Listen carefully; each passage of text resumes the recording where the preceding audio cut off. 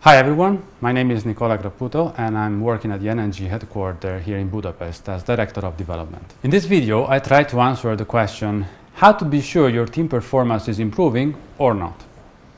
A wise man said, every wind is good if you don't know where you're going. In the business environment, this is seldom a viable option for you.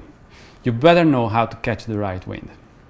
If you're leading a team, big or small, does not matter, chances are you want to 1. Work with motivated people. 2. Be sure your team is proceeding on the right path that you have laid down for them to follow. And 3. Be sure your boss can appreciate your and your team's work at a glance, at least it never harms.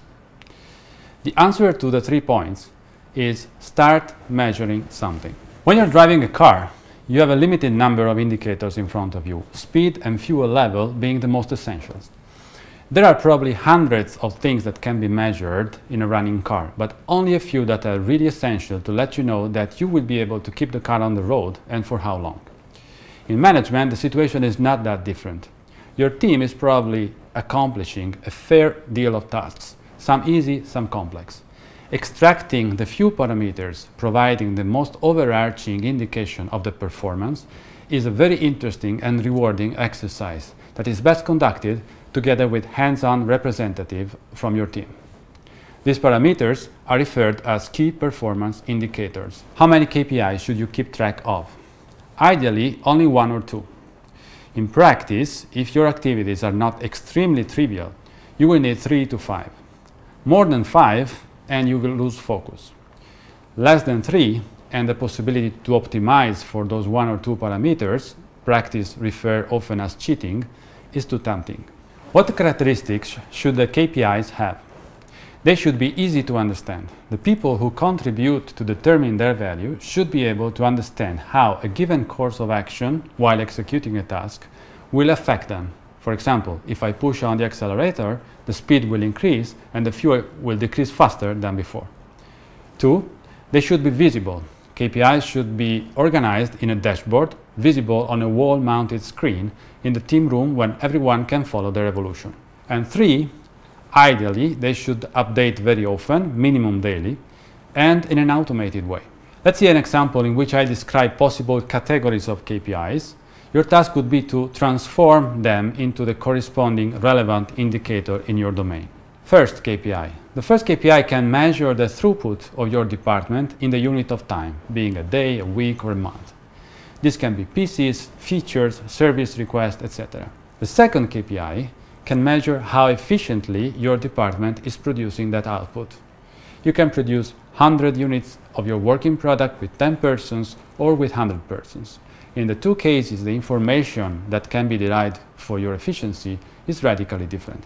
Third, the third KPI can measure the quality level of your working product. This can be how many units are discarded due to defects, or how many units are returned because of undetected defects. If you had only the first 2 KPIs, you could optimize for speed and neglect the quality, leaving too many defects that will ruin your credibility in the eyes of the first users of your work product, be them internal or external customers.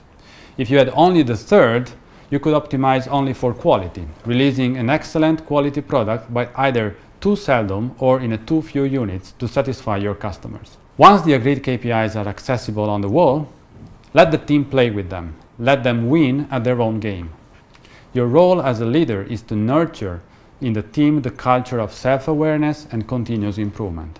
So people understand that if a KPI shows the wrong trend, they can consider it as a warning sign. The next step will be to analyze what has caused the deterioration and take the necessary steps to correct the problem. In an equivalent way, if a KPI shows a positive trend, the team should be able to mention what are the causes of the improvement.